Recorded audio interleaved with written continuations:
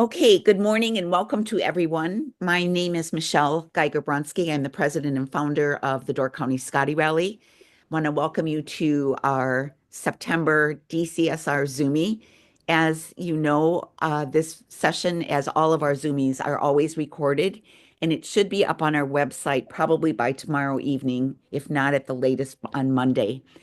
I'm very excited this morning. Actually, I'm excited about our ZOOMIE program this whole year because we've got such a great schedule. And I was so delighted when Lisa Medlin Mann from Scottish Terrier Rescue of the Southeast accepted my invitation to come and talk about their program. But most importantly, what I've asked her to really speak to is to share the strategies that they employ when working with dogs who have behavioral issues, as well as just to tell us a little bit more about the process that they go through in terms of getting dogs to come out of their shell and really truly unleashing their potential.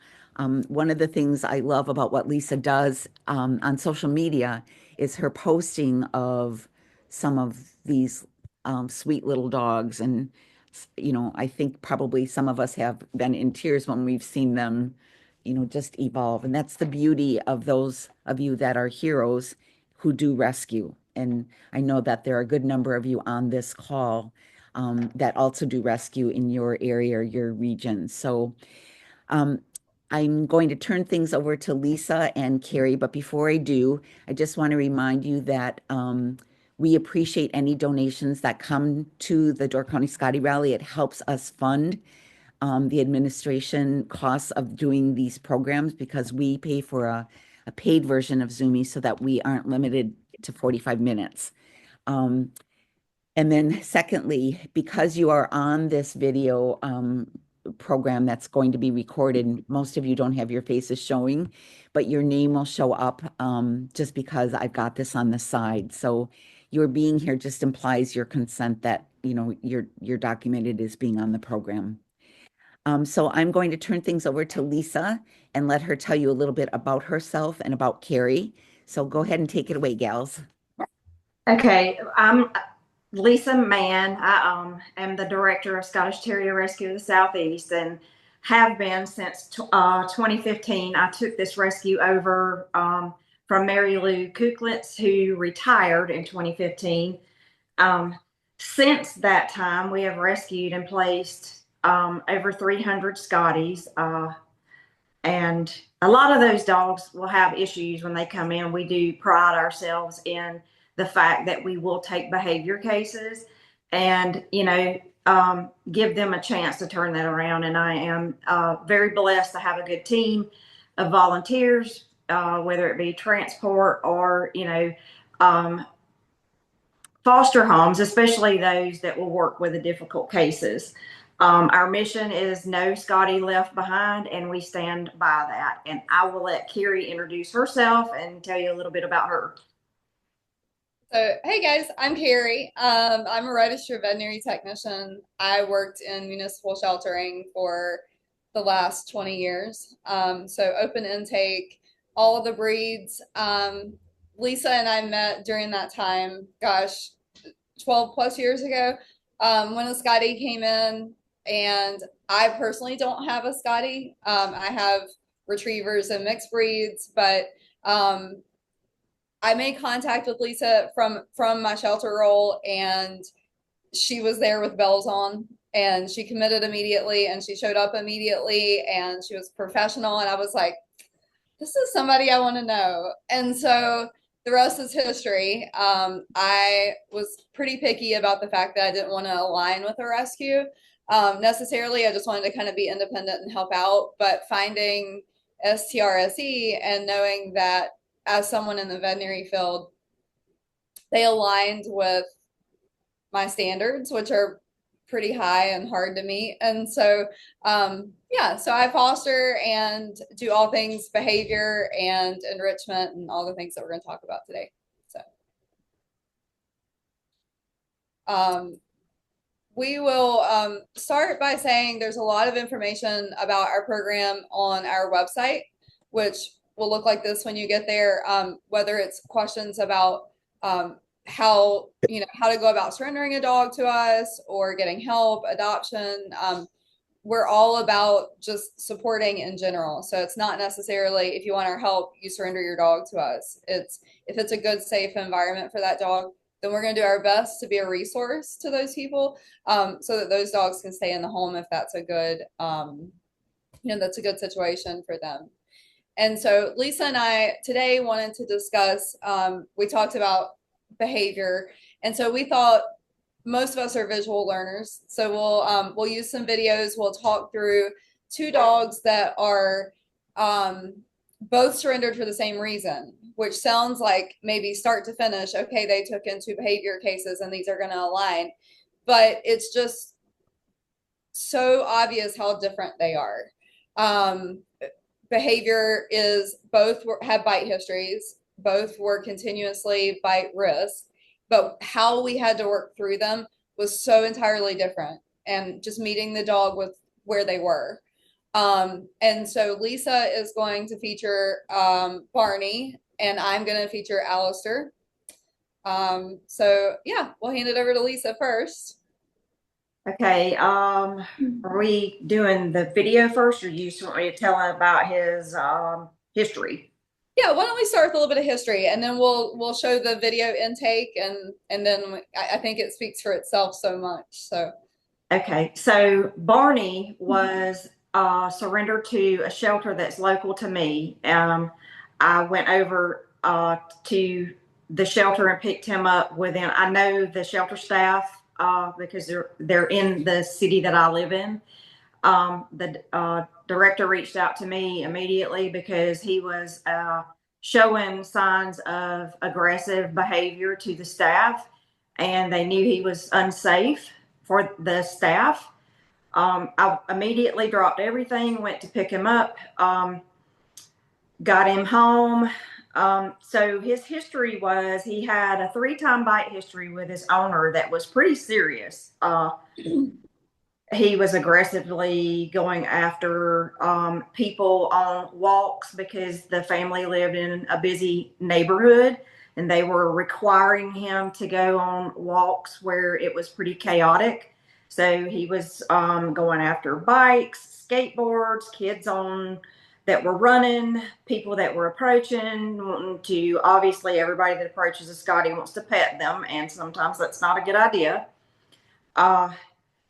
He was just completely overwhelmed, and I describe that as trying to force a square peg in a round hole, because environment is everything, and we should be setting our dogs up for success and not putting them into situations that are overwhelming or flooding to them.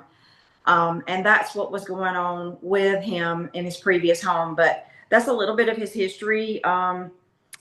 He was looking at being euthanized if he had stayed in the shelter. I had him out of the shelter within probably 30 to 40 minutes of him arriving there, because that was just not an environment that I felt like that specific dog could handle. During the only snowstorm that South Carolina got, Lisa, yes. Lisa was driving there in the snow. So we'll roll into that video. You can see his intake, and you can get your tissues ready for sad things, but also for exponentially more happy things. We're gonna cover each dog from the time they came to us, what it looked like while they were with us, what it looked like with us saying goodbye, and then also them in their forever homes. So it's not all sad, I promise. But one thing real quick that we wanted to touch on was just where we're located. Lisa mentioned that she was in the Spartanburg, South Carolina area. I'm right by Charlotte. We often hear, do you serve, what areas do you serve? Our goal is to find the best fit for the dog. And so we'll adopt as far north as Pennsylvania, as far south as Florida. As for bringing a dog into our care, we will not hesitate. North Carolina, South Carolina, Georgia is going to be in our coverage area.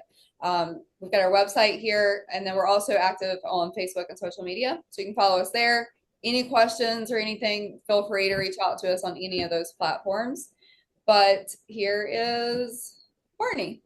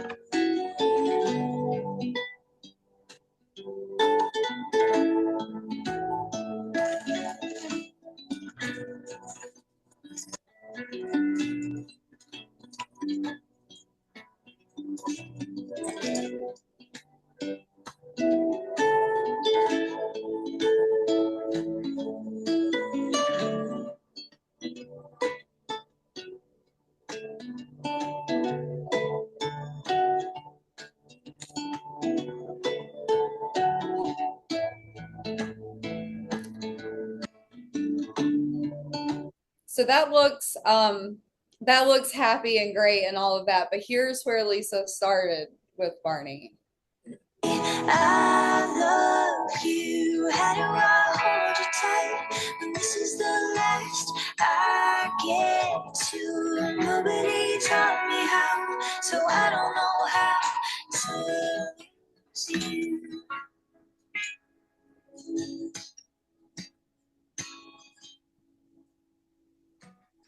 Be brave, you say. You always were. You'll go, and I'll grow, and it'll always hurt. And now,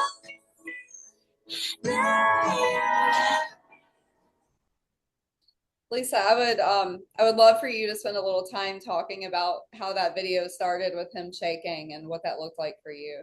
When I brought him home from the shelter, I had to be very careful about hands around his face and making sure that I didn't allow him to start out on the wrong foot with me. I used a slip leash, pulled forward to get him out, and just, reached underneath instead of going over the head. That oftentimes going over the head overwhelms, and it makes them, any animal is in fight or flight, and he was obviously a fear biter.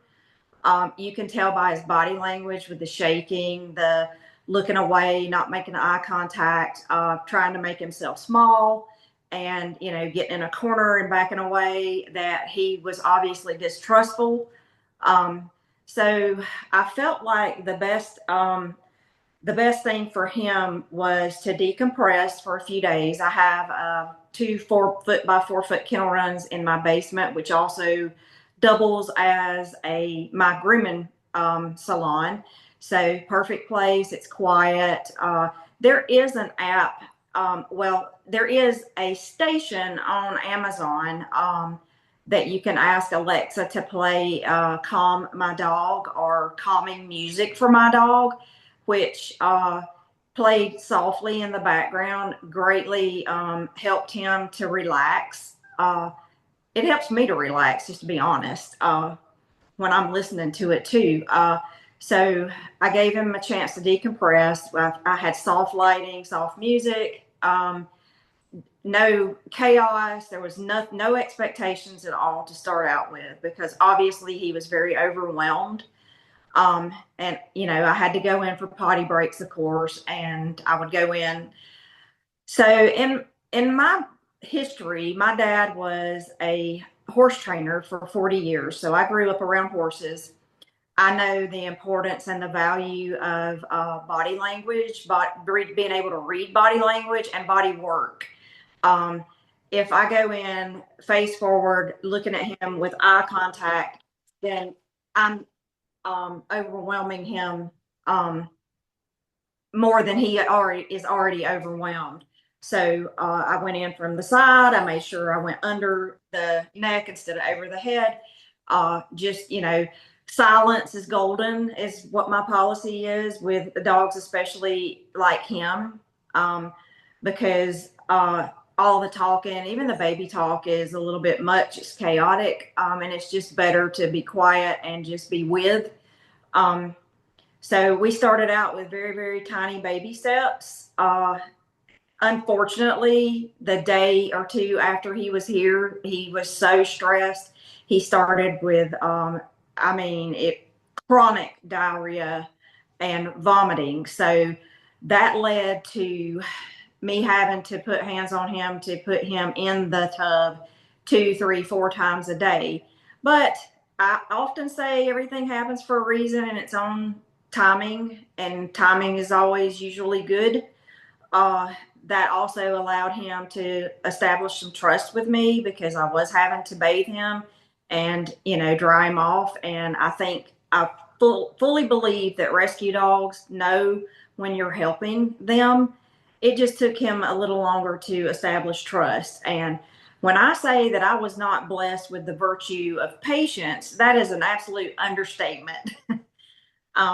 So yeah, you'll often see me write or hear me say, I don't know sometimes who's helping who, because I believe that the dog comes along with issues that I'm having to manage and deal with in the time that I'm also managing and dealing with some issues too. So I think that Barney came along in a time where I needed to sit down and be quiet and be patient and slow moving and all of those things, just to establish trust with him. And it also brings peace to myself. But that's where we started. And I'll say to come off of that with Lisa, I too am very high energy and busy and on the go and always doing the next thing. And I agree 100% that these dogs come along and they're often what we need them to be, whether it's, one of my fosters was a puppy mill girl that was completely shut down, and I could barely sit in the room with her without her panicking. And so you don't have a choice. Sometimes you have to sit there for an hour, and that's just what you have to do, whether you think you have time or not. And it's nice seeing highlight reels on social media, but understanding that like there's so much going on around the clock. And I know all of you who are involved get it. And I think what's important about this message is how so many of these things sound like we're taking a dog from beginning to end, but it applies to everybody's dogs. We had an adopter recently who adopted a Scottie, wasn't her first one, had experience with the breed. And her spouse said, I watched these enrichment things and I'm listening to your environmental things. And I thought, gosh, I don't do those things for my golden retriever. And he was like, I could be doing those things for my golden retriever. And he talked about how he started doing it and how different it was. And I think that's the takeaway here, is whether you're a rescue who is just looking for maybe a different way to do something, or you're an individual owner who has a dog and maybe you see something that you take from it that can help your dog work through something, then it applies in every situation. So we'll contrast that with my foster, Alistair. He came to us also with a bite history. He had bitten 4 times. He was 4 years old, intact male, living in the home with multiple children, 4 maybe, the oldest being around 9 or 10 and the youngest being a newborn. And his biggest trigger was his feet being touched. And if you've spent any time around a toddler, they grab all the things. And so unfortunately, the toddler was on the receiving end of that each time. And the feet were being grabbed and he was biting them. And so then any touch became, that was his defense mechanism, was just to bite. And so coming into this with veterinary experience, it's important to me that these dogs have, not only that they tolerate handling, that they have a positive association to it. He would go to a groomer that would groom him muzzled, but would refuse to do his nails because it was unsafe. He was going to the vet, and when I called to get the records and said, we're taking him on, they said, do you know about him? And I'm like, yeah, I do. And they're like, okay, well, let me tell you our version. And so they would not see him with the clients present. They would require a drop-off appointment. They would require sedation because they couldn't handle him. And no fault on the veterinary staff. I had in-depth conversations with all of them. This was the dog sitting right in front of them, and they had to do what was safe. But you'll see throughout his progress how, and Lisa and I have talked about this in depth, for every dog is different. Behavior, bite history sounds the same. Barney comes into the rescue and required so much of Lisa on the front end, which between the GI upset and him being shut down, He required so much on the front end, and then she starts figuring out things that are unlocking for him, like other dogs. Alistair came in and he was confident and he was pushy and he was outgoing. And so he literally got out of my truck, went into my dog play yard, jumped on some agility equipment, and was like, let's do this. And so my job with him was very easy on the front end. But then somewhere in the middle, I'm working on very close handling. I'm working on learning to touch the feet and it be a good thing. I'm working on doing an exam, holding off for a jugular, doing all of those things. And that was so like it's demanding. And like Lisa said, you really makes you slow down because the only way you're going to get those things is through repetition. You don't get it by doing it once a week. You don't get it by doing it the day before you go to a vet appointment. You get it by getting up on the grooming table 10 times that day. And that's not a, I'm going to throw you up there quickly. It's a, I need to take a deep breath. I need to turn the lighting down where it's dim. And we're going to work through this. And we're going to do that every single time. And we're just going to like ground ourselves. And so that's where I was with Alistair. So this is him. I don't know why one is. Okay, we might have to let this one play for a couple. Sorry. This is the last I get. Can it be? The whole world starts to change.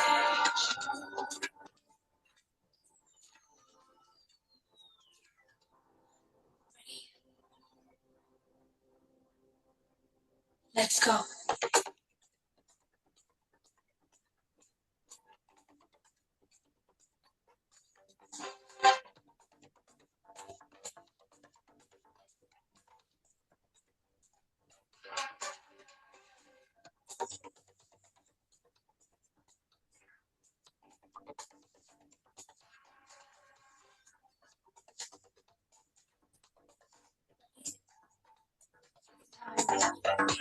Let's go.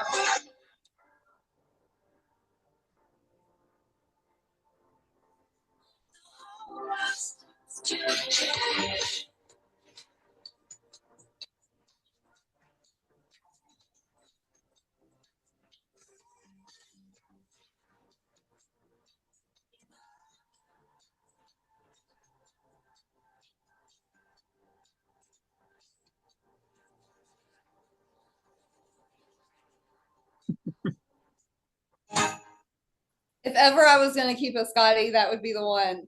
Um, so as you see, he was confident right out of the gate. It was when we were doing close handling that was very triggering for him. And so now you'll just kind of see the middle ground. We'll show the video first, and then Lisa can kind of talk through what's going on with that.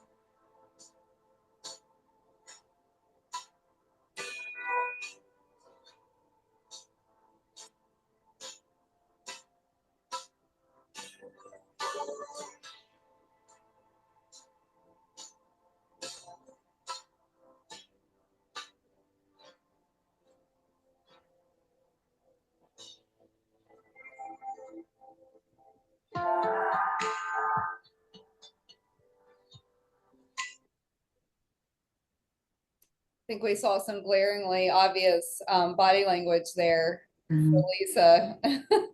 Yes, so I'll start out with the beginning of that when you saw me getting him out of the tub. If you'll notice that I picked him up from underneath.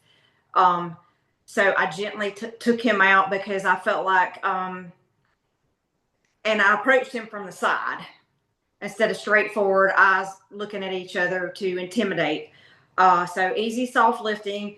Then you saw me walking him on leash, even though I live on 4 acres and about 2 of that is fenced in. So they have a huge yard to go and be dogs. The expectation here is to have a lot of fun. And, so when I put him on the long leash, even though he was inside a fence, I want to keep him in range with me, but I wanted to give him the space he needed to be 10 feet away if that's what he felt he needed to be safe. And then with leash handling techniques, you can shorten that a little bit at a time and before he realizes that he's walking with and beside. So I always say Scotties are, and the word manipulation has gotten a negative stigma on it, so I'll use finessing. So sometimes we have to finesse them and make them feel like it's their ideas so that they'll transition into what you want without feeling like they're either forced or overwhelmed or, well, let's face it, Scotties feel like they're committed to their own ideas and decisions. So sometimes it's just easier to do that. But in offering him the food dish and holding it up, I allowed him to approach me at his time with the trust that he needed. Then that was to establish trust. What you don't see in that video is the time that I spent in a chair reading a book in a small kennel run with him, just so that I was present, but on his own terms, he could come and approach. Dogs are supposed to view the world with their nose first. And I want to engage that nose with something that smells, that's high value, so that I can get him to approach at his own timing and be present with me on his own terms and not forced. Also, I learned, just stumbled upon the fact that when I went into my grooming salon, my personal dog, Doc, walked in with me, and I noticed that Barney's body language completely transformed, and he totally was not focused on me anymore. He wasn't focused on being scared. And I often will say that dogs are much like men. They can't multitask. They have to pick one thing to do and focus on at a time. So Barney's focus was on the other dog, and it just seemed to be the key that unlocked him and his curiosity and him to move forward instead of backwards. Because what Karrie had was a dog that was moving forward. What I had was a dog that's brain was moving backwards. So I have to establish trust and get that dog to want to move forward and put that foot one step in front of the other. And I will always say that dogs teach other dogs more than we will ever be able to teach them ourselves from a human standpoint. So once I realized that he was interested and attracted with the other dogs and he wanted to be with them, I opened that gate and let him be. And it was unbelievable at the transformation. What you'll also see in that video is him playing with the large jolly ball. Sometimes dogs will like for you to throw the ball. I call that their style. So sometimes they'll like for you to throw it long distance. Sometimes they want to throw it underhanded. That skimming across the top, because you unlock that chase drive in a terrier especially. Some of them like for you to bounce it really high so that they can jump up and grab it. And you just have to find the right style that piques their interest. And he liked those big jolly balls, and he ran those things around. So we set up an Amazon wish list for him, and he had every jolly ball under the sun gifted. So he started to come out of his shell with the other dogs much easier, much faster, and was easier to learn to trust me through them. And to piggyback on that with Alistair, I very much had a dog that was moving forward. in his own direction. So he was a very pushy dog. And if he was going to get away with biting me for touching something, biting me for asking him to go from outside to inside, obviously that's unacceptable and that's not safe behavior. But I'm not coming in and being the boss or dominating. Like we recognize that that's outdated. And so it's like Lisa said, kind of manipulating that behavior. I don't want you to bite me when I ask you to walk through that doorway or when I ask you to stop doing what you're doing, but I want it to be your idea. I want it to be a positive thing. And so that's where I was with Alistair. So I definitely had a dog that wanted to do all the things, but he wanted to do all of his own things. And so we had to kind of reset and figure out how to make it his idea. And so obviously handling with grooming and veterinary care and just in general in the home was my priority with him. And so you'll see him make that progress here.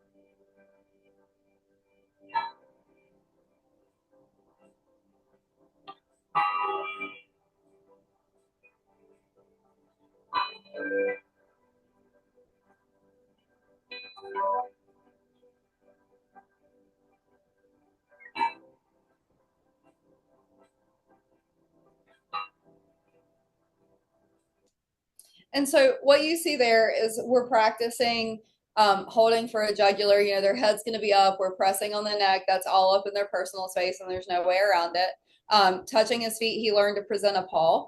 So he learned that not only was me touching his feet something that was okay to do, but he learned to do it himself. And so now him presenting a paw, so I was counter conditioning all of that. So him presenting a paw became something good because we paired it with treats. And then we also, I would encourage you to look into Fear Free.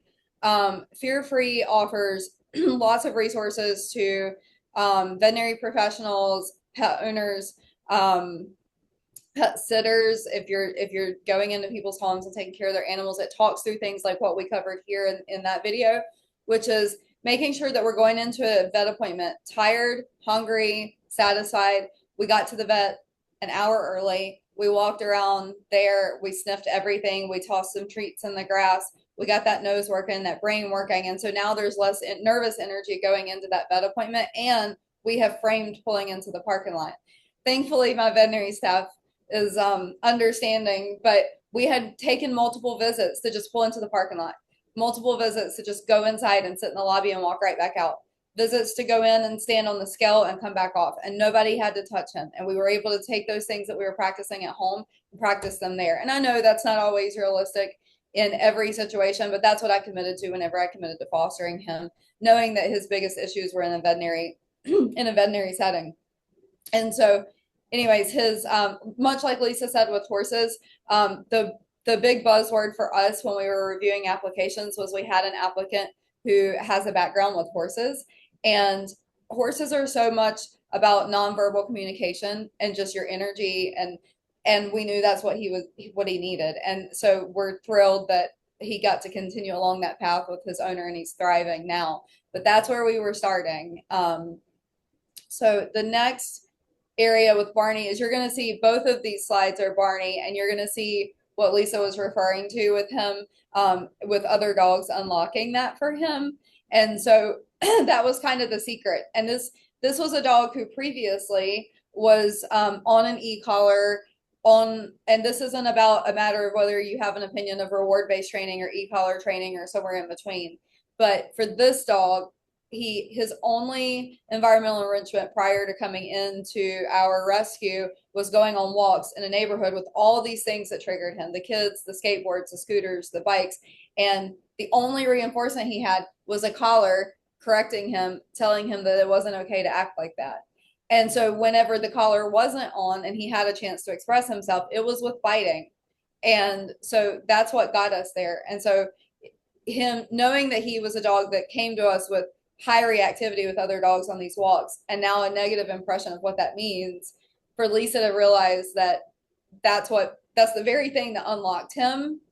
And you'll see it here. You'll see his entire body language. Earlier, he was walking on the deck, his tail was down, ears would lay back and come up, and lay down and come back.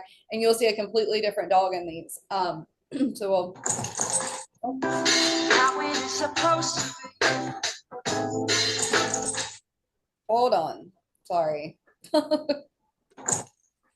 we can start there.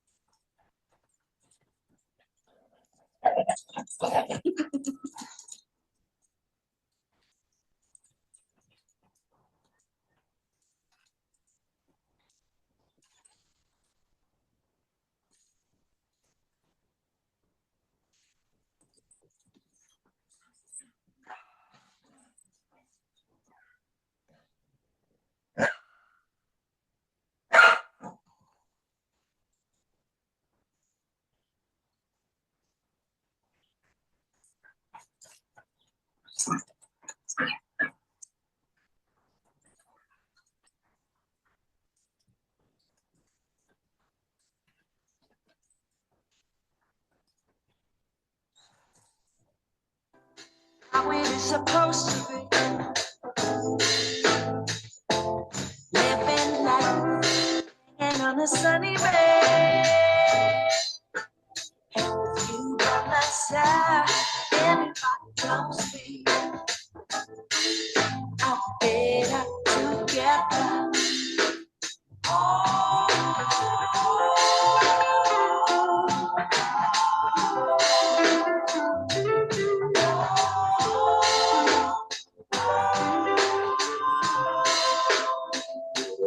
Life is simple, in spite of everything. So with our first breath, we cry out for a connection. Oh, you back. All right, and so Lisa, you want to chat just I can't remember if this video is going to take us from beginning to end or not, but just kind of where Barney went from there. Well, I will say that in those videos that you just showed, that's a happy dog, a fulfilled dog. He has enrichment. We provided an environment for him that's not chaotic, and the expectation of him is not something that he's not able to handle. All of our dogs are specific in their personalities, and even though they're all Scotties or non-Scotties, you take this this advice and you can apply it to any breed, but you want to make sure that the needs are met for the dog as a dog. You also need to make sure that the needs are met for breed specific dogs. If you have terriers, especially, because they need to be busy, they need to be tired at the end of the day. I'll always say that a tired dog is a good dog, and a tired dog can focus on what you want them to learn, instead of having positive or negative energy just packed on layer after layer after layer. And all of his experiences were negative in the past. Karrie mentioned the e-collar. So personally, there is a place for e-collars, maybe on farms and in certain situations, for teaching tools, but I don't think putting an e-collar on a dog that has a personality such as Barney's, I don't think it's very kind B, it's not effective because you're taking a dog that's already very soft, very sensitive, and you're just beating him down, and he can't handle that. So, environment, he was in an environment where the expectation was much more than he could manage. So instead of managing him, they were expecting him to just work it out, and that wasn't possible for him. We took him out of that environment, let him decompress, gave him a chance to establish some trust, provided structure. His basic needs were met to start off with: food, water, shelter, basics. Then we can build on that, and provide him with proper exercise, proper enrichment. I will always say, and Karrie, we're very much on the same page with pretty much everything that has to do with dog training, dog behavior modification. Most trainers will not tell you that downtime is just as important as exercise and all of the things that we've discussed today. So having the downtime is not much different with dogs than it is with children. They need naps. They need timeouts. They need to be confident in their own skin, which was something that Barney desperately needed, was confidence building. We did that with, just providing him with different things that he put his feet on, different surfaces, different elevation, eating off of anything but a bowl for a couple of weeks, just to get him to where he is tapping back into his primal self. But being with other dogs was 100% what he needed. So when looking at applications for him, once we thought he was ready to be made available and we were ready to look at that, I chose a family that very much had property that looked like it did here at my house. They had 5 acres. So that's more private. It's more quiet. It's not chaotic. There wasn't kids skateboarding on sidewalks and him passing by cars and scary things that, wasn't healthy for him. Also, this family had a background with horsemanship, so they knew the value of body work and working with animals. They also they had a really, really good, they went into a lot of depth in their application on the questions, really good baseline with what dogs need and providing for those needs. I can't say what a happy ending. I can't tell you how proud I am of that dog. He's probably one of the dogs that I am most proud of because he came so far from where he started. And I really wasn't sure, how that was going to end. And I think I even said that on one of my personal posts. My fear was that maybe I can't fix this. And what if I'm faced with having to put him down because he's not safe? But I was willing to give him a chance. And worst case scenario, that might have been the ending. But best case scenario was what that turned out to be. And he got a fabulous home. One of our requirements was he must have at least one other dog in the house. And his family, his mom has told me 1,000 times what a wonderful dog he is and what a great example he is to the other dog that's in the house. And that was shocking that, I was looking for a home for him with another dog in the mix that could be an example for him. But he turned out to be the good example for the other dog in the house. And that makes me really proud. And I think what's important too, when it comes to both of these dogs, is whether we are taking a dog in or whether we are helping someone and trying to be a resource into them managing their dog's behavior, is, we said it earlier, and I will say it until I'm blue in the face, but you've got to be proactive, not reactive. And when you come to me and you say, my dog is barking at other dogs. My dog is jumping on me when I walk in the house. My dog is doing this bad thing. I'm going to tell you to ignore it as long as it's safe to ignore it. If it's biting, then just stop doing the thing that's making the dog bite for a minute, and let's go back and take a proactive approach. Let's look at that schedule. Let's look at that routine. Let's look at that downtime. Let's look at that enrichment. Are we meeting all of those needs? And if we're meeting all of those needs, then oftentimes what happens is these problems solve themselves, or they come down to a much lower threshold. And now you've got this dog who's not trying to bite because, you know, it did get to go sniff the yard, or it's not jumping on everybody because it was tired when guests got there. And so being proactive with basic needs, I think we underestimate those. When somebody comes to me and says, my dog's jumping all over guests when they come over and they're so rude, I say, how often do you walk that dog on a leash? Well, our yard's fenced. How often do you take that dog on a walk where it gets to use its nose?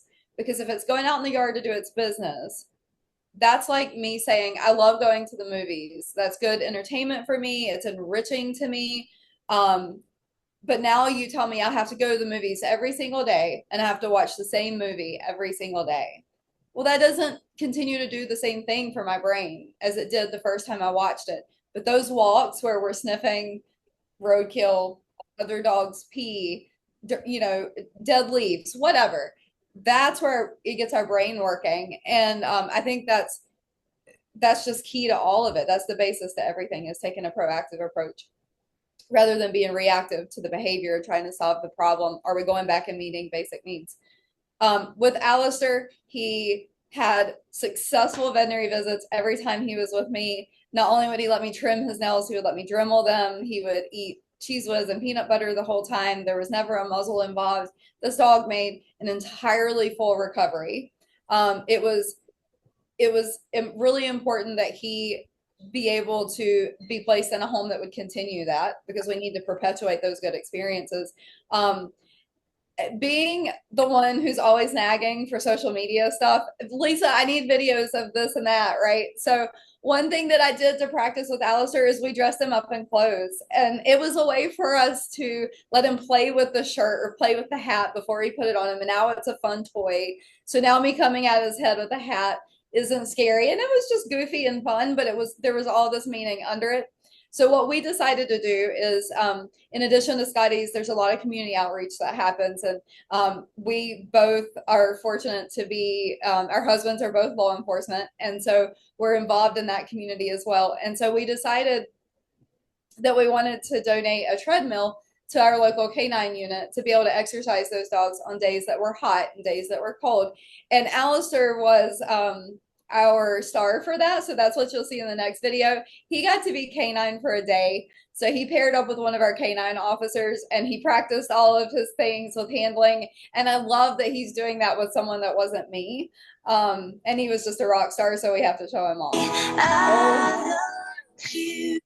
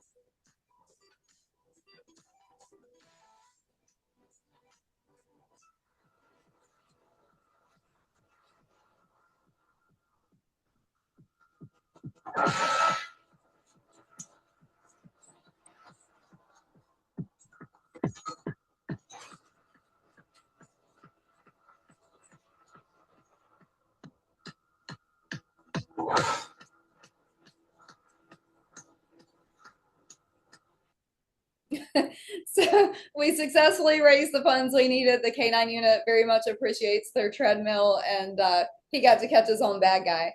So we'll wrap up with being able to show you guys from start to finish, you know, these guys real quick and then in their forever home. And I'll say as well, for those of you who are associated with a rescue, or even if you're not involved in that capacity, but you're an individual who you want to know how to help a rescue or how to help a shelter, we're here as a resource for that as well. It's one thing to say, please donate money because we need money, because of course we all do, right? None of this is free. But we also need supplies. And your local animal shelter needs supplies, your local rescue needs supplies, and giving people a very small, brief list of things that are needed, whether that's bleach or a certain toy or whatever, putting that on an Amazon wish list, making that shelter the recipient of it, it is an easy way for people to help out, and having price ranges from low to high so they can donate whichever items they want to donate. That's a way to support your organization or to support your local shelter or whatever. So if that's something that you guys ever see as a need that you want help with, then reach out to us as well for that. We're happy to help you along the lines. But we'll show a wrap up of these guys in our care, and then we'll move on to their forever homes. Well, we might. I love you. How do I hold you tight when this is the last I get to? Nobody taught me how, so I don't know how to lose you.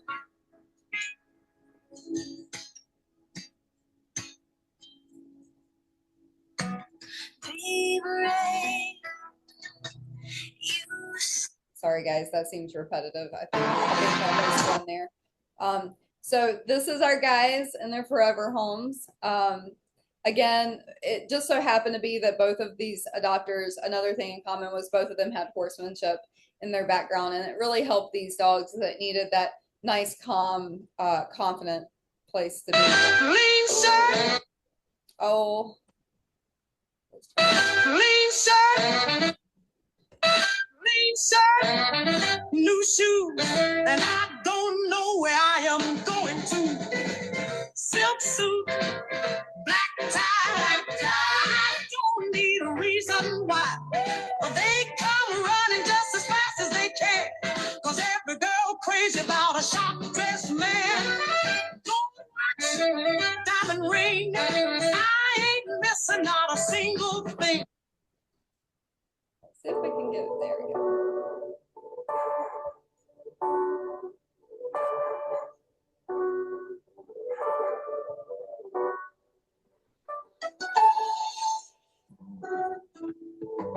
Sometimes I can't remember when the door was open. Nothing but the light was coming in. Sometimes I can't remember, but for now I'm hoping I got more to give. Keep your eyes closed. Speak what you know. All control.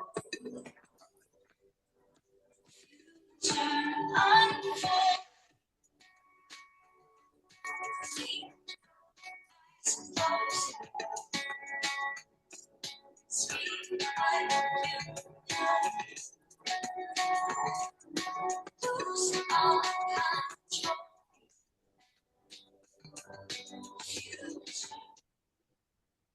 I'm not crying.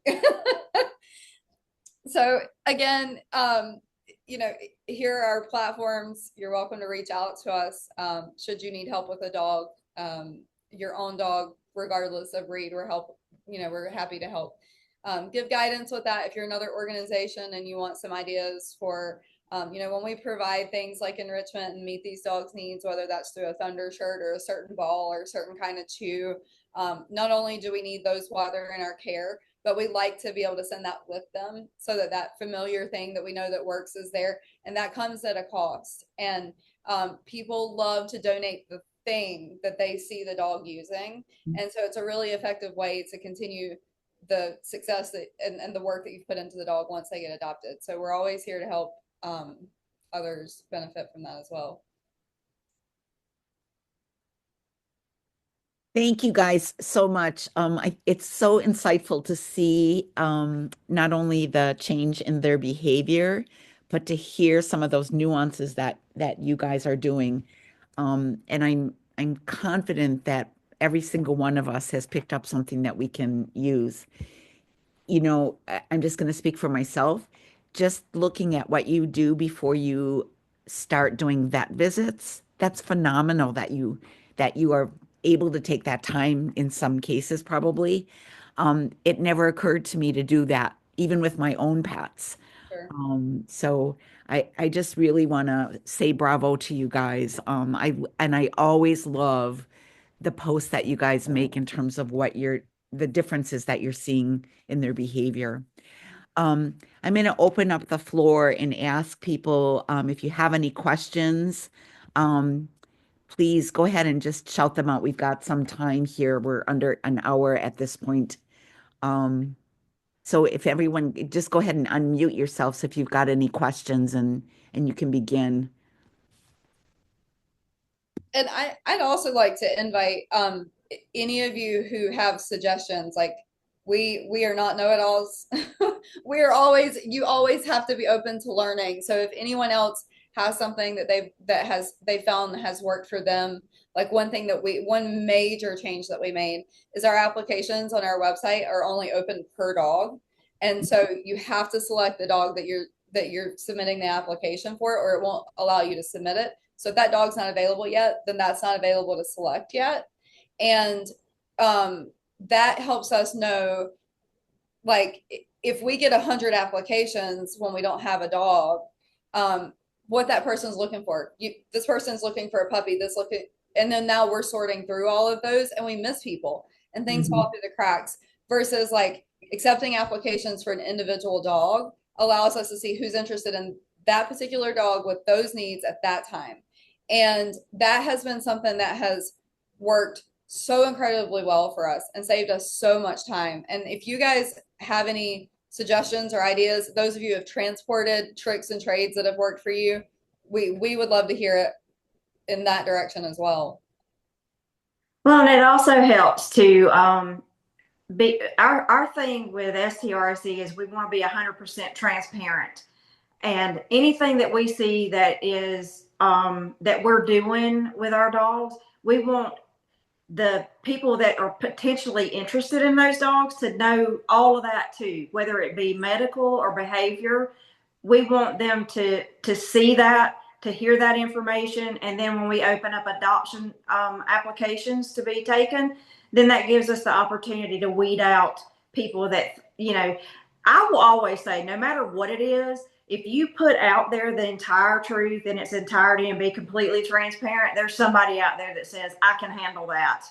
Or, I've dealt with that before. I know exactly what to do with that. And, it just helps to weed out so many generic applications to do it per dog. I just want to share a few years ago, this was my third or fourth rescue dog that I had taken in our home setting. And this dog had a history of being in a shelter for probably over 4 months. And when he came to us, I knew about the biting history. And we were in a situation where I was not confident taking this dog in all by myself. And so for my husband and my sake, but most importantly, Connor's sake, we hired a local consultant within a couple of hour driving range of us who came in and worked with Tom and I. And very quickly, it became obvious to me that it was our job to set Connor up for success. And that was so insightful for me to get that, because I think had I not gotten that, he would have been a failure. And when I first brought Jody in, Jody and I both were not sure that we were going to be able to save this dog. He had such a reactive background. And so in my heart, I hated the thought of that, but I knew we had to be realistic about that, because we have people coming here for the Scotty Rally and people come here all year round, etc. we were able to turn that dog around. And just in simple manners in terms of us making the decision of who was always going to be in charge of Connor when we were in public. Tom wasn't able to react quick enough or anticipate more importantly, the potential of what could happen. So that became my responsibility. And once we learned that, there was never another incident with Connor ever again. And he lived a long, happy life. So I just want to share that perspective of Sure. a personal lesson that I learned. Yeah, and something too that I always use as an example that sounds very basic but can be life-changing for a dog is, well, here, this dog barks at everything and nothing. The wind blows and the dog barks. And or a dog walks down the street and the dog sees it from inside the house and he's barking. And so then when we go out on walks, that carries over. Then let's take that visual away. And it doesn't have to be cardboard in your window. You can get a pretty decal from Amazon that provides a visual block for a dog. But by changing that inside the house, you're now changing that for out on the walk. And it's a very simple thing. And it's something that once you put in place, it's done. And now you've entirely changed that environment for that dog. And that's, I mean, that simple thing not only changes your peace and quiet inside the house, but it changes what your walks are, what your dog interactions are like. So many minor things, going back to the basics and being proactive with meeting very basic needs and then seeing how you can change the environment. Address the dog's behavior last, and you'll find that a lot of those problems mitigate themselves. Like a ripple effect. It's like throwing a pebble into a pond. The little things are the big things. And if you do the small things, you would be surprised after a period of time and repetition.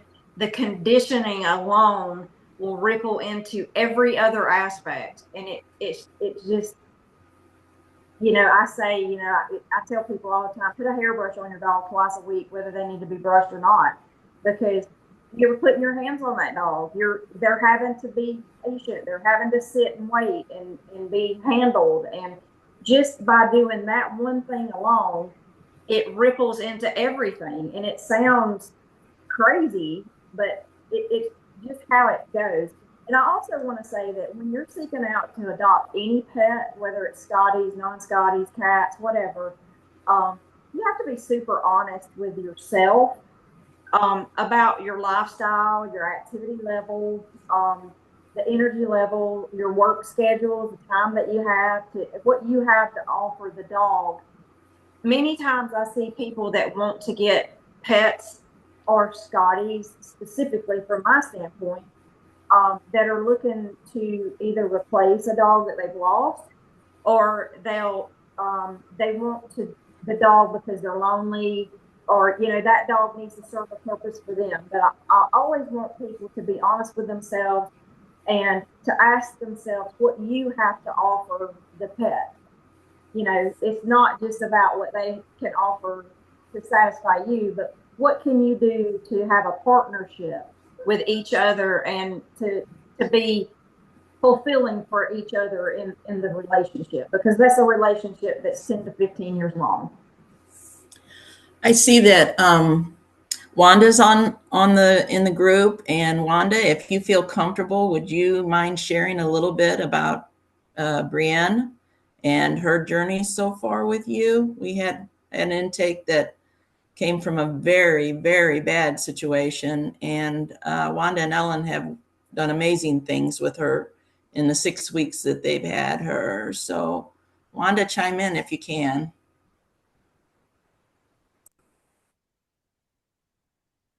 You need to unmute yourself, Wanda.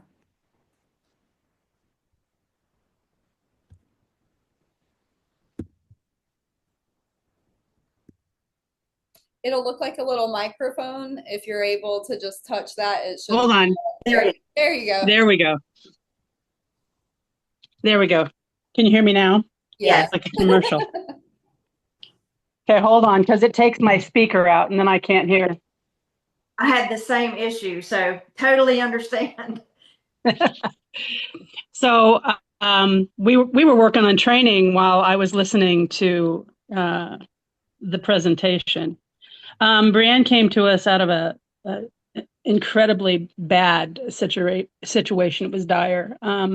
She was completely matted, had never been groomed. She was almost 4 years old. She was leash traumatized. You couldn't get a leash on her. You could not touch her. They had to put her under general anesthetic in order to shave her so that she could get her first bedding in. So she is now on a leash. She wears a harness. We loaded her in a car, but everything takes a lot of time. Just a lot of time and a lot of treats. She's mouthy, and I think her bite history comes from the pain that she was in, if that makes sense. Yes.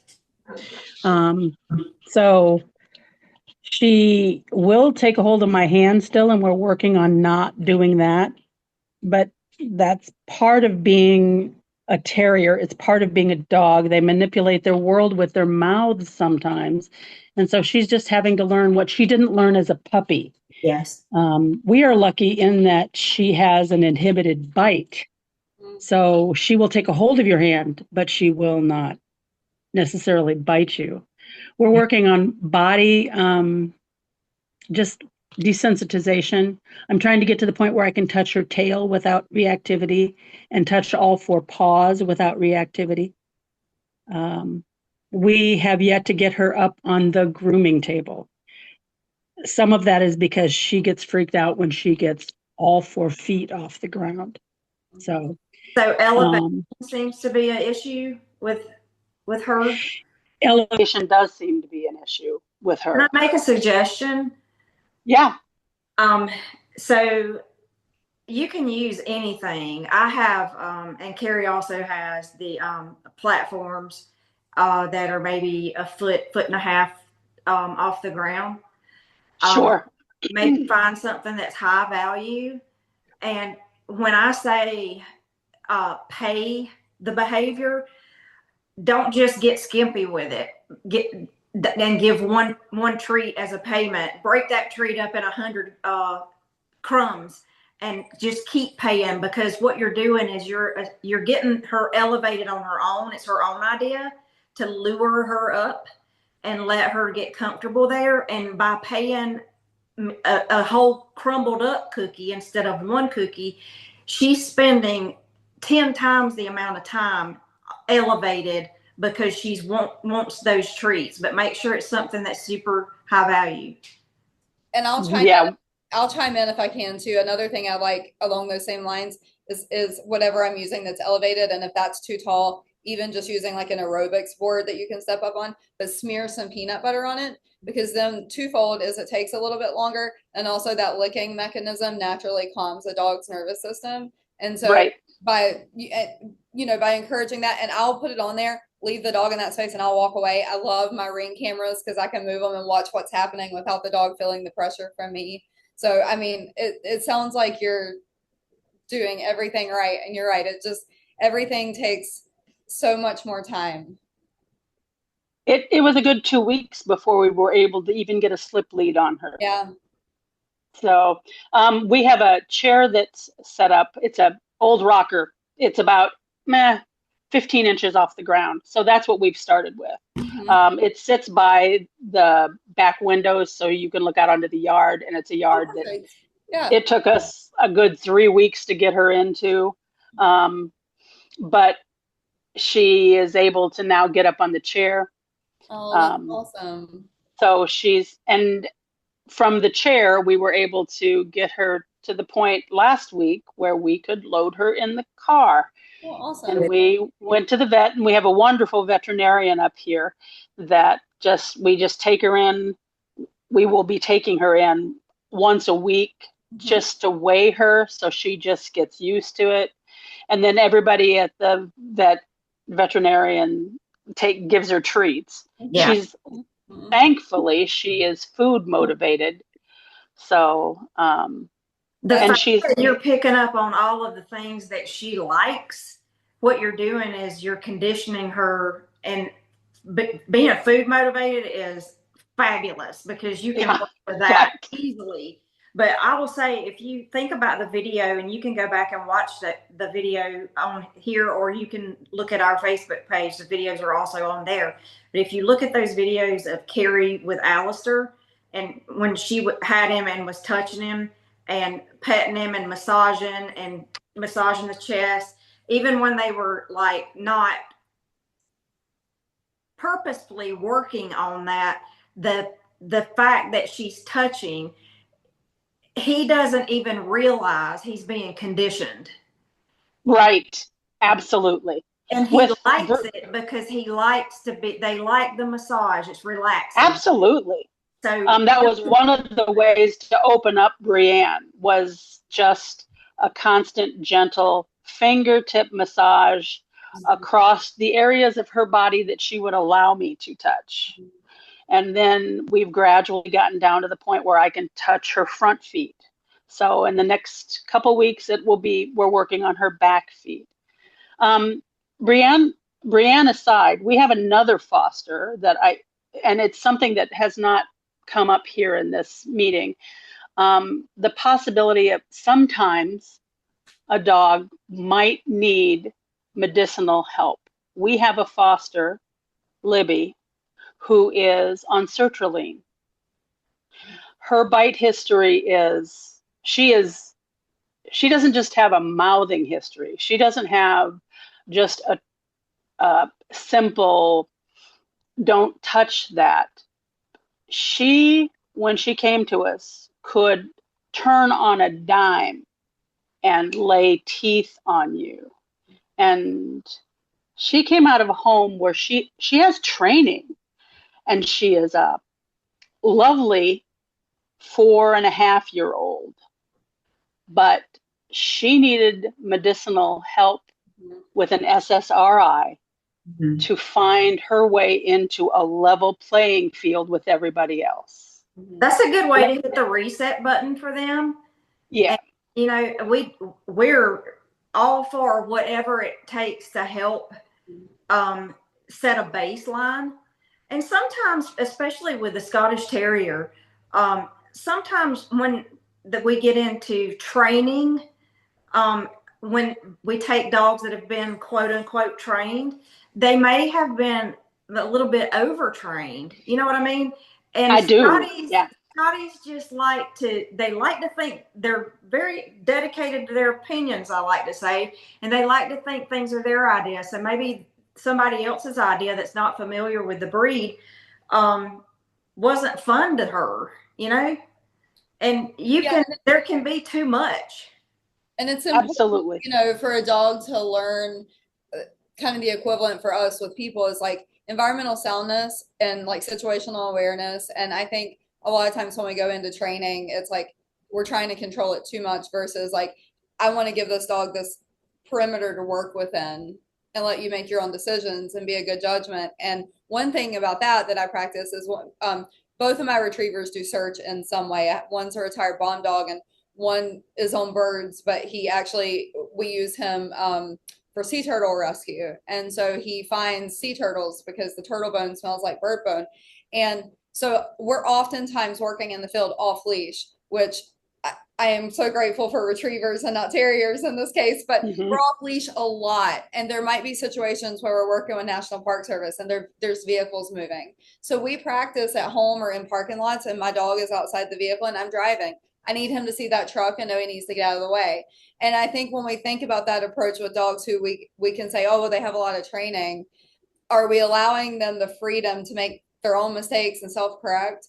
But you're right, ending up at medicating, if that's the answer for that dog, then that's the answer for that dog. I mean, there's research on these medications. They've been around for a long time. And I'll always stick to my guns and say that stress isn't benign. Stress is not benign. We see it in ourselves. If work is consuming us or stressful things are consuming us, we're at higher risk for our own health issues. Same thing with dogs. If these dogs are in a constant state of stress and these cortisol levels are high, then their immune system's not doing what it needs to be. And we start looking at things like cancer and other problems. And so if we're able to take medication in and lower that threshold, as the end result, the health benefits of that dog staying under a threshold because of a medication is so much safer than any implications of side effects of a medication if it's, you know, if it's the right fit for that dog. So allowing a dog to be stressed because you don't want it on medication, you know, that's doing its own damage. And so frankly, it's not kind. no. And I want to circle back a second. The first dog that you spoke about, Brienne. yeah, Brianna. Let me see if she's still on here. Andrea was on here just a second ago. She adopted a dog, Magic, from us, and I won't go into details because that's a long case, but reach out to us on social media so that we can connect with you.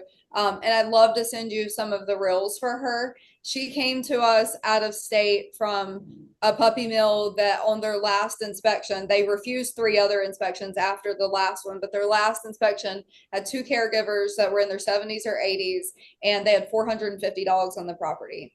Mm-hmm. And she came to us at first, at a glance, feral, but semi-feral, ended up coming around in her own time, but I couldn't walk in the room with this dog without profuse diarrhea happening. I'm talking a large room, no pressure, just simply me being there. She had never been handled. She was sold to someone states away that lived in a condo.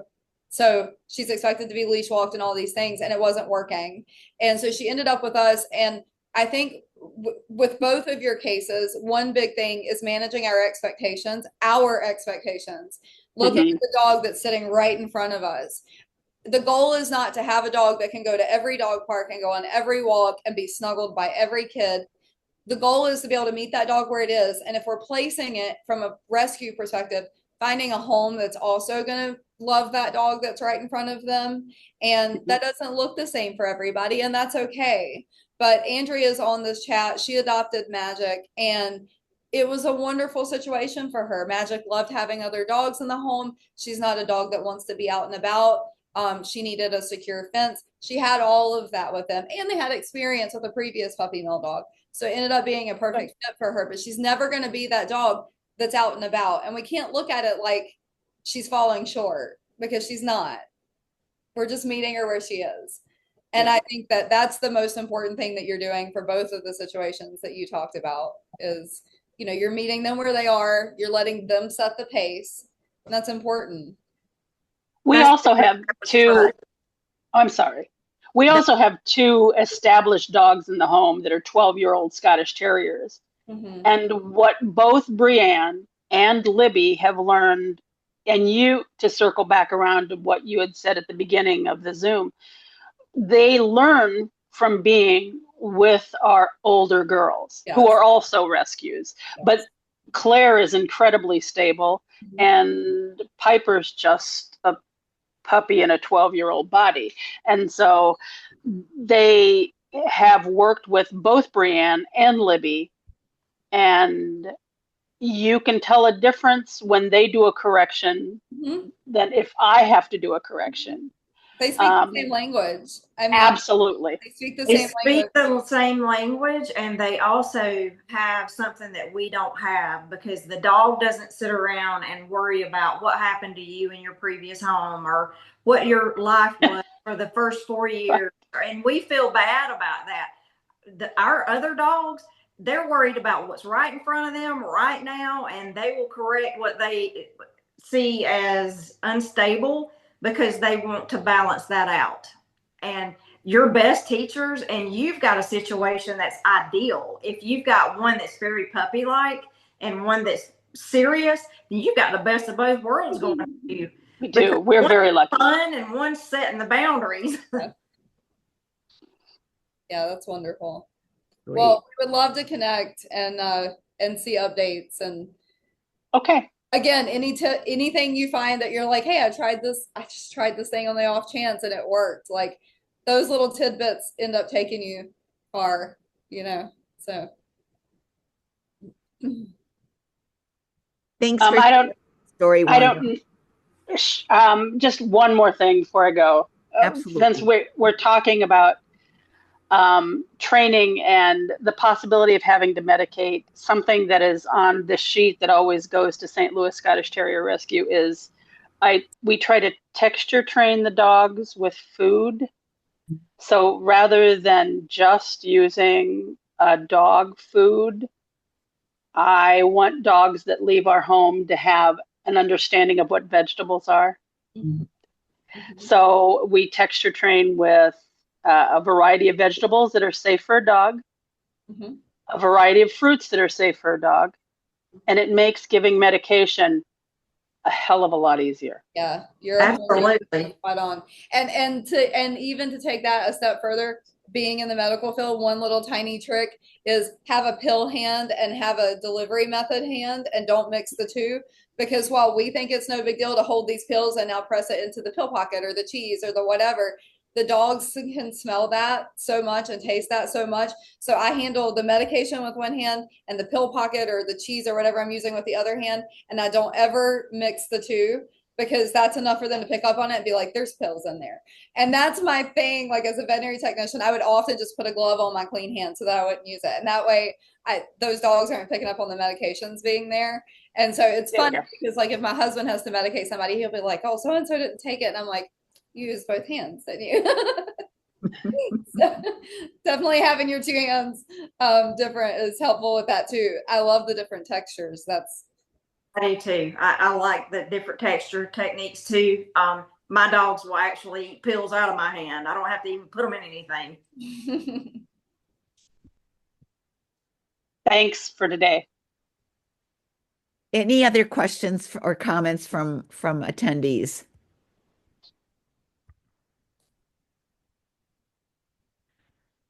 Well, I want to thank both of you, gals. You obviously have created another wonderful program for our breed, and I'm grateful to you for all the work that you do, as I am to every single rescue in this country, and am so appreciative for you being willing to put the videos together, to share those stories with us, and just really want to thank you for committing your time to doing this presentation for us.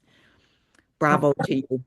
Thank you for having us, Michelle. And I also want to thank Door County for the grants and the support here and financially. We appreciate everything that you do. And I know, because I've done it before, that there's a lot of hard work that goes into those auctions. Yep. And with that comment, I also just want to really extend an invitation to you. I know it's a long ways. We have people that come up to the rally in May from Florida. I forget where she lives. It's Terry Walker. She takes her dog out on a boat a lot. So she's come up probably every year, the last probably 5 or 6 years. So it's worth it. I want to just encourage you to think about coming to rally in person. Sure. Okay. And Great. Michelle, if I could chime in with just an invite for anyone who's watching, one project that we're kind of working on behind the scenes is, there's so much more demand than supply when it comes to dogs. We get so many applications and so many people that want these dogs. And while we feel very passionate about educating and making sure that you're not just getting a Scotty because it's pretty, we have quality adopters. We have quality people who want dogs. We're working kind of behind the scenes we want to support as a whole resource and support ethical breeders as well. We're kind of brainstorming and don't want to recreate the wheel, but I would love input from anyone who has purchased a dog from a breeder who you feel is a responsible breeder. If you are a breeder, what do you prefer in terms of how referrals to you happen? If just that topic in general, how do we as a rescue organization and as the Scotty community, how do we work with ethical breeding so that we don't, because what we find is people get frustrated with not being able to find what they want in rescue, so they just go on the internet and get it. Well, now that just came from a puppy mill. So if they're going to get it anyways, how are we supporting ethical breeders and having relationships with those guys? So we open the invite to that, because that's something we're working on. Yeah, we would like to maybe have a list and do some partnerships with ethical breeders that we know to be breeding for temperament, making sure that they're testing their dogs and they're sound health wise, and like Karrie said, there is truly more people want Scotties than what rescue has to offer, but we also don't want to encourage or not give them an outlet to go where they can maybe purchase a puppy that's not supporting health issues that are ultimately we're going to end up with those dogs in the long run if they can't afford to care for them or if they start developing behavior problems. Vicki, can you comment on if St. Louis does do any breeder referral or how you handle that kind of question? Well, we don't really have a whole lot of interaction with breeders. We will send them to the STCA site if they're looking for somebody.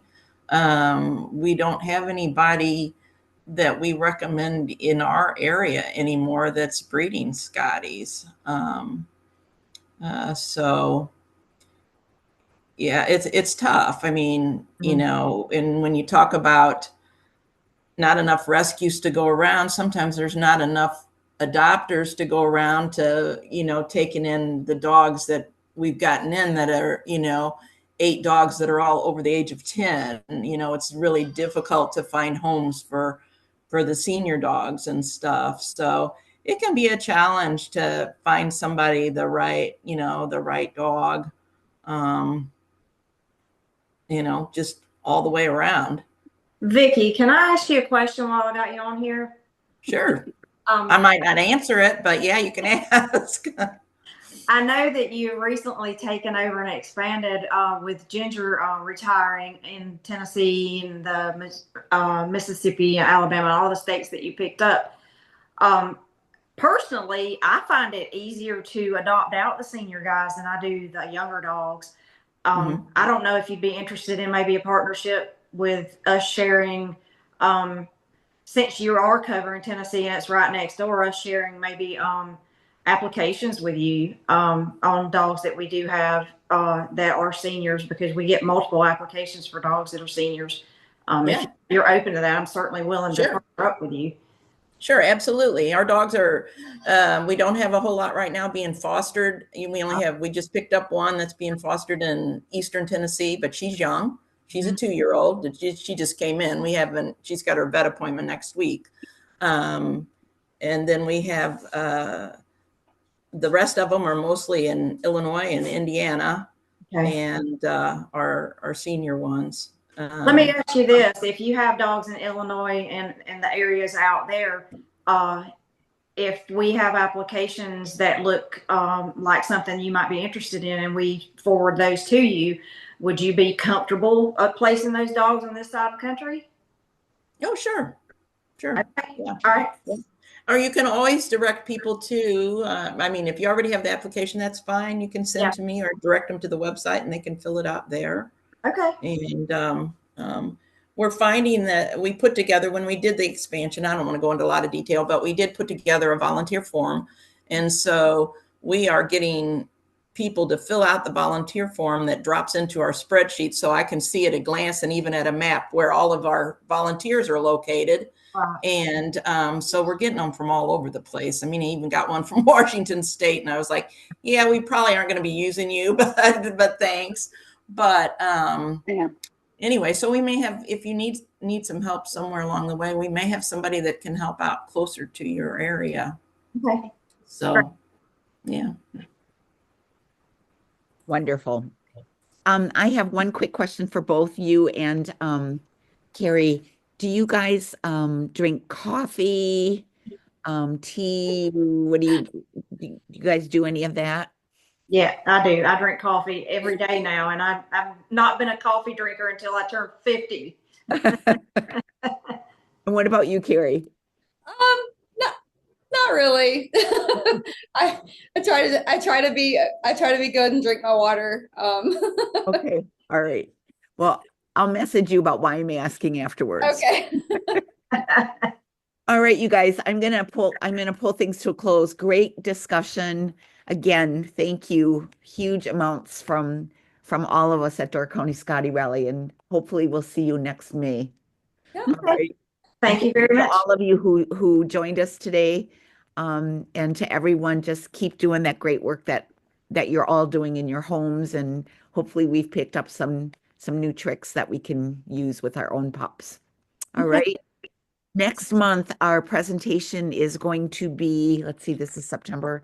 I think next month our topic is going to be done by a neurologist who lives in southern Wisconsin area, and it's going to be on atypical or common movement disorders in the canine breed. So you can look forward to hearing that. And then I think the month after that, which will take us into November, is going to be done by Jason Rhodes, who lives in Australia. And that's going to be a great video as well, a great presentation topic. So, and then we're going to also have a presentation in December. So we're closing out the year really strong this year with monthly presentations, which I'm really excited about. So just watch our website, watch our social media posts for what's coming up. Okay. Thanks to all of you for tuning in today. Bye-bye. Bye-bye. So. Bye.